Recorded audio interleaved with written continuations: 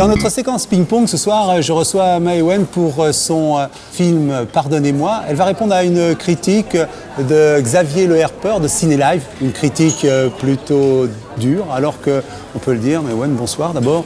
L'essentiel de la critique est très bonne. Très bonne. Ouais. Ouais. Alors on va parler un petit peu de ce film. Il est réalisé et écrit. Et j'insiste sur le fait qu'il est écrit et vous interprétez le rôle principal, celui d'une jeune femme qui attend un bébé et qui veut réaliser un film sur sa famille pour lui dire comment était sa famille et pour lui dire la vérité. Et bien évidemment, elle va s'armer d'une petite caméra et but de sa quête de vérité. Elle va aller au contact avec les différents membres de sa famille et ça va déclencher en tout cas ce que l'on appelle souvent l'émergence des secrets de famille qui sont parfois douloureux. Alors on va regarder la bande-annonce de votre film, après quoi on écoutera Xavier Le Herpeur. D'accord. Je voudrais faire un film sur ma famille. Mais un documentaire, hein, avec eux, quoi. Alors, qu'est-ce que ça fait de laver comme ça votre linge sale en famille?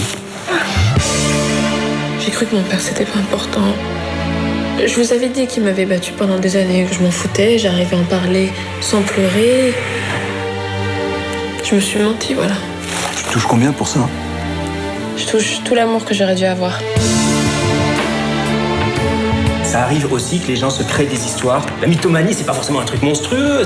Tu crois que depuis 5 ans, j'invente tout? C'est toi qui devrais me demander pardon. Je dis que t'es peut-être un peu mytho, voilà. Je veux faire un film qui te dira d'où tu viens.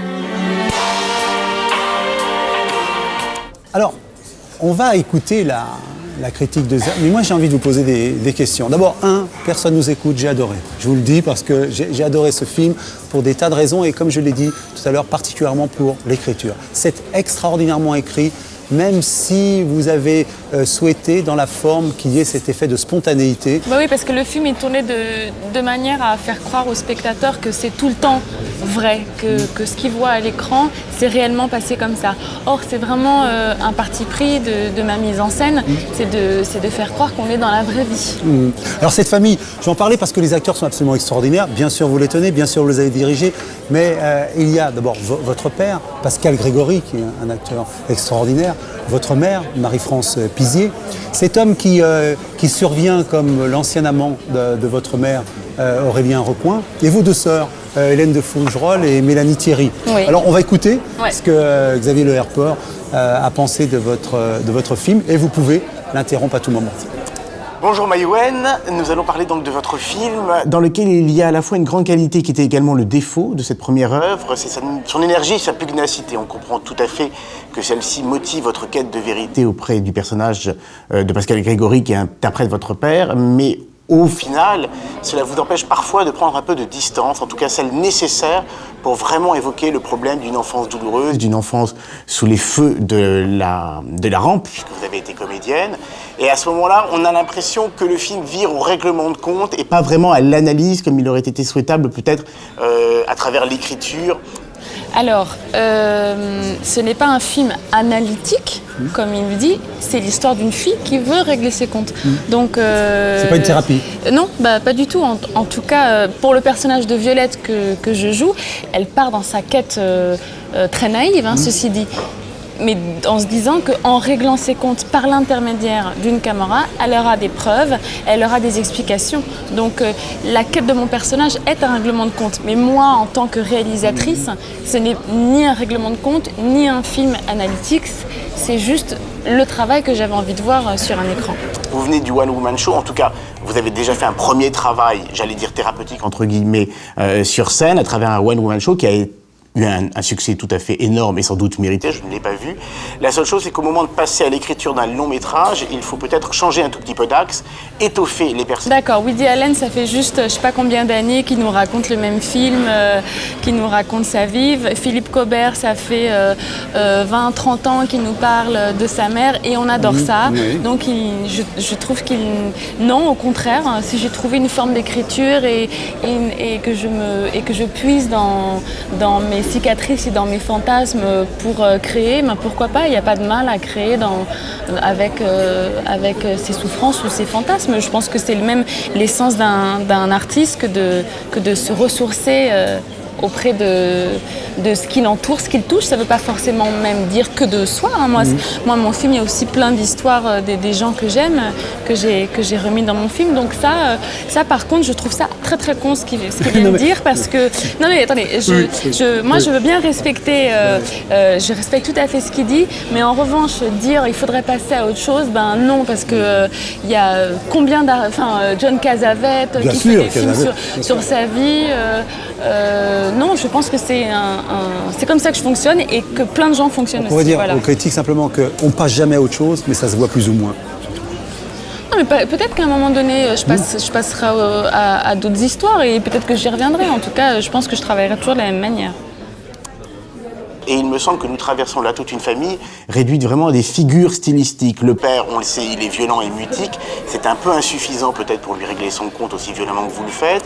C'est-à-dire que moi, maintenant, je dis que les deux seuls personnages où je me suis réellement inspirée de la vraie vie, c'est le mien et celui de mon père. Et mon père est réellement, comme dans le film, incapable de parler. Donc je suis navrée, mais mon père est réellement comme ça. Donc c'est pas du tout une faiblesse d'écriture, c'est que j'ai voulu me faire plaisir et écrire tel qu'était mon père. Il y a réellement. votre relation, ce qui est important, c'est ce qui se passe, entre vous. Tout ça est un peu insuffisant. Vos sœurs semblent simplement être les témoins comme ça de vos crises d'hystérie, de fou rire. Alors moi, les crises d'hystérie,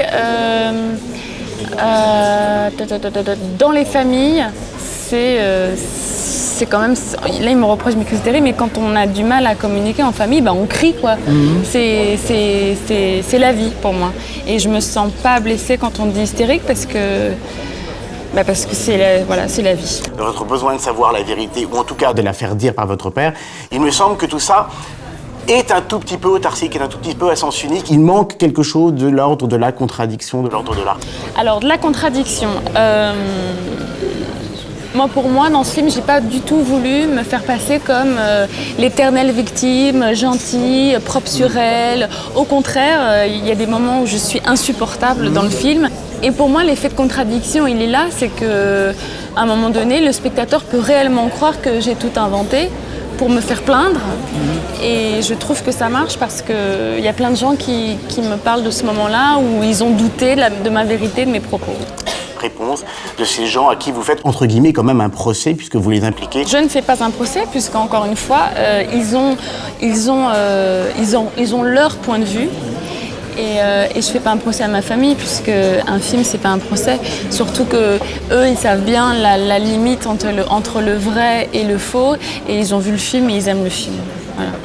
Dans l'omerta, dans le silence, qui a été quand même le point fort de votre enfance et également sa grande douleur.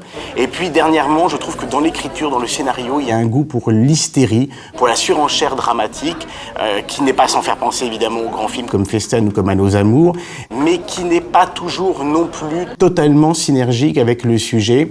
Festen, moi j'adore Festen. Bah oui. Là, il y a quelque chose d'un peu vain, d'un peu fatigant au bout d'un moment. Par exemple, la scène du repas qui commence bien, où vous allez régler votre compte, c'est effectivement une figure, j'allais dire, appliquée du principe, le repas qui dégénère. Pourquoi est-ce que tous vos personnages s'envoient des tartes à la crème à la figure? Je n'ai pas très bien compris ni le symbolisme, ni l'utilité. Mais il n'y a pas de symbolisme. Il réfléchit trop, ce garçon. Quand il y a des choses terribles comme ça... Ouais. On réfléchit pas quand on les fait, elles se passent, point. Bah c'est aussi une question qu'on se pose quand on regarde ce film, la part de ce qui vous a débordé dans ce film. Est-ce que vous avez été débordé parfois par le jeu ou par ce qui s'est passé entre les acteurs? Débordé, c'est pas le mot. Surprise, c'est le mot. Pour moi, c'est l'essence d'un acteur, de se sentir dépassé par ses émotions. Quand je vois un acteur qui contrôle tout, qui est dans le contrôle permanent, ça me fait royalement chier. Moi, ce que j'aime voir, c'est les acteurs nus, quoi, où on peut voir leur vraie faille. Ni l'utilité qu'il avait, on avait quelque chose de très fort, d'assez sobre, et on termine dans une espèce de grand guignol qui n'est pas, à mon avis, la meilleure façon de servir le sujet qui est le vôtre. Servir le sujet, Voilà, encore une fois, si je réfléchis trop avant, qu'est-ce que je peux faire pour servir un sujet, je suis dans l'analyse et l'analyse bloque la spontanéité, je pense. Or, cette scène de tarte à la crème qui tourne au vinaigre, pour moi, ça montre au contraire qu'il y a des fois où on fait des choses totalement débiles, qui ne servent à rien, qui sont juste gratuits et violents, et pourtant on les fait, voilà, et c'est la vie. Moi, je vais terminer en disant ce que j'ai dit dès le début. Je demande vraiment à tout le monde d'aller voir ce film-là, parce que moi, je le trouve remarquable, d'une formidable intelligence. Je vous ai dit tout à l'heure, c'est idiot, les autres n'écoutent pas. C'est un film qui donne un petit coup de vieux à la façon dont on filme actuellement dans le cinéma français. Je parlais de Pardonnez-moi, un film écrit et réalisé par moi-même et interprété. Mais ouais, merci beaucoup et encore bravo. Merci.